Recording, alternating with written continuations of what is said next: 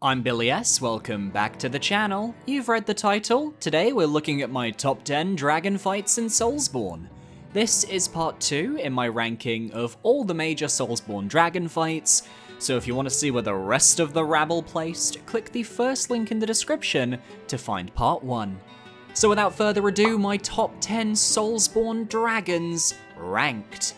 And let me know your favourite Soulsborne dragon fight and leave a nice story about it down below. Coming in at number 10, we have my biased pick of the video, the Gaping Dragon from Dark Souls. Long-term viewers of the channel know that for some reason, I just have a complete soft spot for this toothy monstrosity that I'll never be able to reasonably justify. As it appears so early in Dark Souls runtime, the last thing anybody was expecting was to find a malformed ravenous dragon at the bottom of a sewer system. It's easily the largest boss you can face in the early game, with a massive arena that allows for freedom of movement as you run away from the scary teeth and horrid stomach bile it spews. Cutting off the tail gets you a boss weapon, which I'd say is worth attempting, as removing said tail takes away a lot of Gaping's more long-reaching swipe attacks. And be sure to also defeat that Depths Channeler earlier in the level, or he'll be taking pot shots at you the whole fight. For what many consider to be the most forgettable boss in Dark Souls, given most people will just master key down to Blighttown through the back entrance, that's a video idea at some point maybe. I think Gaping is a surprisingly solid fight, and a great early game challenge that subverts draconic expectations in a fun way. I'm not going to convince you all that Gaping Dragon is better than she actually is. After all, the comments below are no doubt screaming, "You ranked Gaping Dragon over Lanciax?" They're no doubt being written as we speak. In which case, feel free to make your own lists and videos. I'd love to see more countdown artists on the platform, and what makes us unique is that we have our random biases for the weirdest bosses that nobody else can relate to. And for me, Gaping Dragon is my weird boss bias, and I'm proud of that. Coming in at number 9, we have Flying Dragon Agil, the first dragon many will encounter as they explore Elden Ring's Limgrave for the first time. There's nothing more terrifying than a dragon dive-bombing you as you go to check out the party going on at the center of the lake, even more so when you're actually expected to fight the beast. Agil is your standard dragon, introducing you to Elden Ring's great ground and air-based draconic movesets. On the ground, you've got classic claw slams, swipes, a bite attack, and a tail whip. While in the air, you've got various flame attacks and that fly-up slam-down pounce move as Agil seeks his prey. With a massive lakeside arena to fight in and torrent by your side, Agil is a true test of your mettle and a great hurdle to overcome. He's not too easy that you can just waltz up and kill him without leveling up, but he's not hard enough that you need to go away and grind to ridiculous amounts either. He's a perfectly balanced battle with a memorable cinematic entrance and has a literal lake named after him. If you can beat Agil, you can beat every dragon in the game, and at the very least, you'll be prepared to deal with their non-unique aspects of their movesets. He trains the player in a way that you wouldn't get through a proper tutorial. It's a trial by fire and it works flawlessly. But his basic nature is what holds him back from the upper echelons of this list, as from this point on, in my opinion, it's only the heaviest of hitters from here on out. If we're talking spectacle and cinematics, I don't think any boss comes close to the Divine Dragon from Sekiro: Shadows Die Twice. Found at the top of Fountainhead Palace, this mystical dreamlike fight is a battle where Sekiro must prove he is worthy of the god's tears and banishing the rot of the rejuvenating waters. Phase 1 features you wailing on a series of easily destroyable mini-dragons. You have to do a finishing blow on one from above, allowing you to then use it as a weapon to defeat the rest as they surround you. It's just a quick setup for the actual fight. In the second phase, the dragon reveals its mythical form, wielding a large sword that with every swipe creates wind currents that slice through the air. Sekiro must dodge these slices and make his way to the large roots surrounding the beast before using a lightning reversal technique to do damage. It's a fairly quick fight once you know what you're doing, and is over before you know it, but every movement is calculated, every attack is cinematic, and every blow is memorable. It's not trying to be a traditional boss fight, and that's totally okay. It doesn't quite make use of Sekiro's defining characteristic being the game's fluid, fast-paced combat, which is why I can't really justify a higher placement in my mind, but I totally understand if someone wanted to put this godly creature towards the top of their personal list. Taking down a god and stabbing it in the eye has never felt this good. Coming in at number 7, we have the fallen corrupted Lich Dragon Fortisax from Elden Ring. Fought at the end of Fia's questline, you have to slay Fortisax to obtain the Mending Rune of the Death Prince. Now Fortisax in terms of aesthetics, arena design, and music is honestly one of the best fights in Soulsborne. Once a dragon who sought to protect Godwyn even in death, even he was overcome, and now we have to slay him for our goals. From the way you spawn in to see this dark creature wreathed in crackling electricity, a corrupted version of the ancient dragon type whom you may have ran into earlier in the game via Lanciax, to the absolutely intense choirs and sounds of his theme blaring into your ears as that organ plays in the background. Like a demonic church, like you've fallen into the depths of hell, like you're fighting Satan itself. Fortisax is just intimidating, and once you look up and see the warped horrors of the sky reefed in chaos, I mean, come on now. His moveset is based on that of the ancient dragons, so lots of red lightning, lots of claw swipes with AoEs, but he does have a few extra gimmicks. Red lightning that can stick to you and strikes the ground at certain intervals, a gigantic swoop down followed by a lightning slice that is 100% his signature move, and his ability to wield Deathblight. But it's that Deathblight that actually keeps him from being higher on my list. I'm just not a fan of bosses that have instant kill mechanics baked into their moveset, and I find Deathblight to be one of the more annoying status effects to manage in any Souls game, let alone Elden Ring. I want to enjoy the dragon itself, but my focus is on not getting tree branched. Fortisax also suffers from difficulty imbalance, as many players felt his HP pool was too minimal for the point of the game he's encountered, and I agree. This boss feels way too easy to melt down and takes what is a major high point of the game and dulls that shine ever so slightly. Still an amazing boss fight, and I wouldn't blame anyone who has him in their top, but those aforementioned gripes are enough for me to prefer other battles. I'm ready for the comments on this one. At number 6, we have the Nameless King. This fight manages to technicality its way onto this list by way of the first phase, where the Nameless King rides atop his steed, the King of Storms. Now I've heard a lot talked about this first phase, from the camera, the moveset, etc. For me though, I've always loved the King of Storms. It's a tough fight to initially learn, as you don't yet know the moveset, but dodging the King's spear slams and outrunning the dragon's fire breath feels really natural. I love the move where they fly into the air and circle you as you wait for the Nameless King to fire a lightning arrow in your direction. I always manage to avoid it, and it feels so good every time. And once you're more confident in fighting the boss, it's very easy to stagger the King of Storms consistently, leading to a quick first phase that leads on to the true difficulty of the fight. Technically, I should be ranking the dragons, but Nameless King does absorb the power of his dragon friend to power himself up, and the way he zips and dashes around the arena gives dragon energy, so fuck it, I'm allowing Phase 2 to influence my rankings.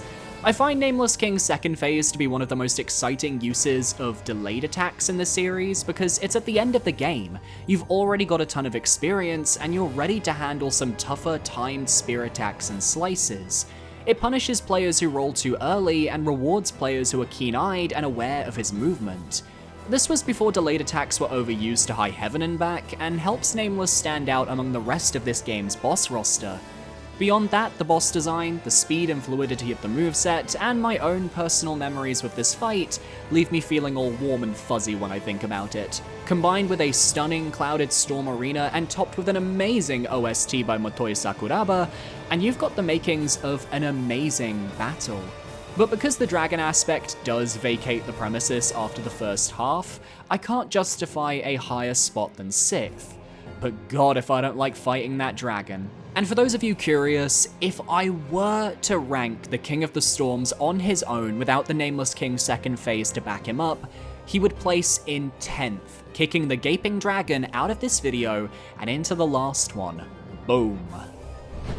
Viewer, you found me, I'm yours. And now that I've got your attention with a niche reference, I'm trying to reach 20,000 subscribers by summer of 2024, and you, yes you, can help. Look at how many of you aren't subscribed to the channel, so be sure to parry that subscribe button to stay up to date on all my latest rankings. Back to the video. We've officially reached the top 5 and all the big names are here. I had to think long and hard about these placements, and at number 5, we have Sin, the Slumbering Dragon, the final boss of Dark Souls 2's first DLC. Given the sheer awfulness of Dark Souls 2's base game dragons, I think the dev team took the critiques to heart when developing Sin, who quickly redeemed the reputations of dragons everywhere and continued the trend of Dark Souls DLCs having absolute banger dragon fights. Sin's lore is tragic, having contained a poison deep inside of him, only for it to erupt and coat the city of Shulver after an attack from Sir Yorg, leader of the Drakeblood Knights. But with the poison came purity, and now Alana keeps Sin calm as she plans her revenge against the world. And yet here we are, ready to take this poisonous beast down. Sin naturally utilizes the poison effect with his fire breath, meaning you'll want to have some moss clumps on hand or good positioning to avoid the attacks. I love the effect of the green hue in his flames to show this. His swoops, attacks, and slams are tough to dodge but feel great to weave through, and he gives ample opportunity for the player to strike him should you seek those opportunities. The biggest danger, and perhaps my least favorite aspect of the fight, is his corrosive scales. Sin's poison will quickly degrade your weapon, making repair powder an absolute must for surviving this fight, something I forget every single time I play. With such a large arena to fight in, you've got ample room to move around, and Sin has ample space to perform his sweeping attacks. It's a classic dragon fight in the truest sense, and manages to make poison kinda fun, which is a fucking miracle in its own right. Breaking into the top 4, we have the final field dragon of Elden Ring, Glintstone Dragon Adula. More specifically, the encounter at the Moonlight Altar, and I'm specifying this because I didn't get footage of me fighting Adula outside of Rani's, so it's easier to just specify the Moonlight Altar encounter. I'm a professional. Adula is a glintstone dragon who has advanced glintstone sorceries at their disposal, guarding the church you have to reach to complete Rani's questline. And this, for me, is the field dragon with the most potential moves and combos that can be used to slay your Tarnished, making for one heck of a fight. Because on top of the usual glintstone moves, there are 2 other sorceries added to the mix that make this battle one to remember. Seeking Shards, where Adula fires a series of crystal projectiles that burst and home in on the player, and Adula's Moonblade, a similar attack to Fortisax's signature move, where Adula flies into the air, conjures the Moonblade, and swoops down with a wide slash, releasing frost projectiles as it does so. It's an absolute spectacle of a move, and keeps you on your toes. While riding Torrent is helpful like in most dragon fights, due to the terrain being sloped, I found Torrent to be a struggle at certain points. He's better to summon just for getting towards the dragon, and then hopping off him to do actual damage. Combine this battle with the gorgeous nighttime moonlight arena and the whole context of coming at the end of Rani's questline, and I think you have one of the most memorable dragon fights in Elden Ring, but without all that stinky death blight from the Fortisax fight. And yet, even once you defeat Adula, there's that stray thought in the back of your mind. Adula swore an oath to Rani, and she was able to best him. So how powerful does that make Rani? Starting off our top 3, we have what I consider to be my original Soulsborne nemesis, the reason I couldn't do an all bosses run of Dark Souls on my first playthrough, Black Dragon Calamite from the Artorias of the Abyss DLC. Following on from Demon Souls, I'm sure expectations for a true dragon fight were at an all-time low. And with Seath being the main dragon of the main game, I mean, fine. Thank God for Calamite coming in and strutting their stuff all over the Royal Woods, while also being one of the toughest bosses in the game. From the way he taunts you upon entering the woods, to the way you have to basically die to him in order to get Goch to help out, the fact you could only slay Kalameet in their injured state, and even then Kalameet being powerful enough to still rock your world over and over? Talk about intimidation. Kalameet's moveset is nothing crazy today, featuring your classic claw swipes, tail slams, swoop dashes, and fire breath attacks, but Kalameet was the first. And for the time, these moves were revolutionary for Soulsborne dragon fights. Combined with Kalameet's ability to cause the Calamity status effect, which would double the damage players took, complete with that ear-bleeding sound effect from the grab, and you had a boss battle that remained infamous for quite some time. It was my personal kryptonite, and coming back to Dark Souls and beating Kalameet on stream over 7 years ago now was one of the best feelings in the world. Since then, Kalameet's fights only gotten easier for me, but the moveset, combined with Dark Souls 1's slower and clunkier movement, still gives a sense of difficulty that will never truly go away. I really don't think this is nostalgia talking when I reference Kalameet. I'm just keeping in mind that even for the time, Kalameet was ahead of the game. For my final 2 dragon fights, it's like picking between my 2 favorite children. Surprisingly easy. At number 2, we have the fan favorite from the Ringed City DLC, Dark Eater Midir. First found at the cliffside overlooking the Ringed Swamp, you have to first battle Midir atop a bridge to knock it down to its arena. A nice prelude to the true fight, which was extremely misunderstood when the game first launched. Dark Eater Midir is a true dragon fight through and through, with all the classic dragon attacks we've covered ad nauseum so far, but his attacks are more comboed. Claw swipes lead into bites, which lead into slams, fire breaths leave him exposed to damage, and every now and then he might shoot a deadly little laser into the distance. But what I love about Midir isn't his moveset itself, it's the way his moveset is designed to leave openings throughout the fight for the player. As while many may think to hit Midir's legs and do the same strategy that worked for Black Dragon Kalameet or Sin, Midir is a little different. His weak point is his head, and every other part of his body takes reduced damage. So you have to smack the face to win the race, and every move of Midir's leaves him briefly winded. With his head perfectly in place for the player to smack, it's just really great design that encourages the player to learn how to avoid each move in turn, creating a dance as you find which moves leave punishment windows. At half health, Midir gains the power to summon homing humanity sprites, and of course there's his Giganta Laser Eleganza Extravaganza attack that coined the term Midir lasers for every future boss that used the mechanic. Even though technically those lasers originated with the amygdalas in Bloodborne, and thinking about it, the head weakness also originated with the amygdalas in Bloodborne. Is Midir an amygdala? Ironically, I was able to beat Midir in my recorded playthrough without seeing his big laser attack, because during his second phase, he's designed to be staggered midway through the fight, leading to a large chunk of his health bar getting demolished, which could even end the fight prematurely enough if you're a strength build. Such a well-designed, well-orchestrated, and well-balanced fight that is a true fan favorite for a reason. And for me, it was my favorite dragon fight, until Elden Ring came along and... Taking the crown as my favorite dragon in Soulsborne, it's the creature locked between time and space, awaiting the return of its god that will never arrive. Dragon Lord Placidusax, take the stage. One of my favorite boss types in any sort of RPG is the super boss.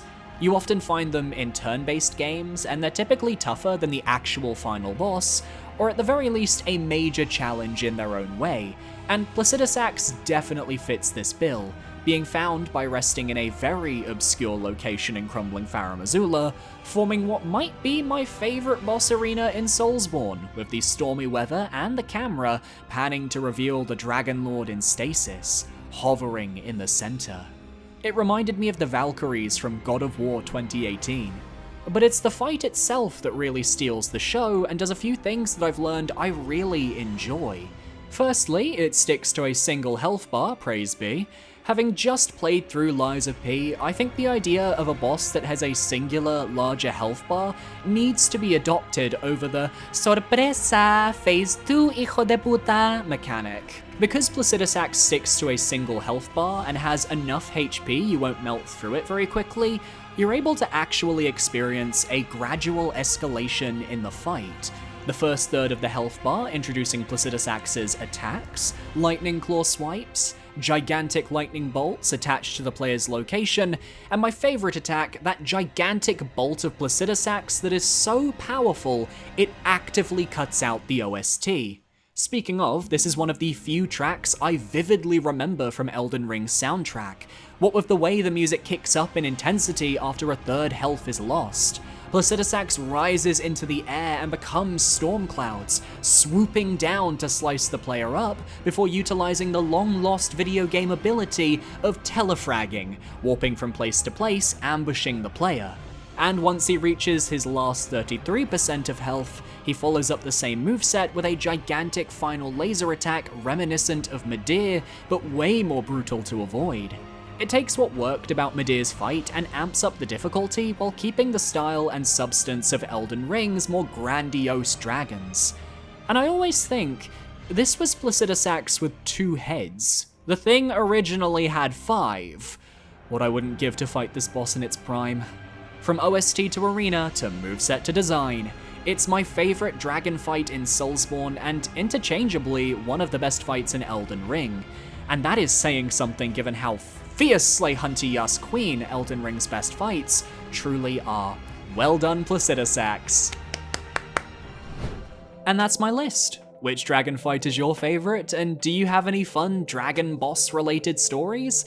Share them down below, and don't forget to parry that subscribe button to stay up to date on all my latest videos. My socials are on screen now, feel free to follow where you feel comfortable. I recommend my Twitter, my Blue Sky, or my Discord, although fair warning, I'm not terribly active. I kinda just pop in every once in a while. A massive shout out to my patrons over on Patreon for supporting me for another month, thank you so much. And while my dogs bark downstairs, I'll see you next time. Adios.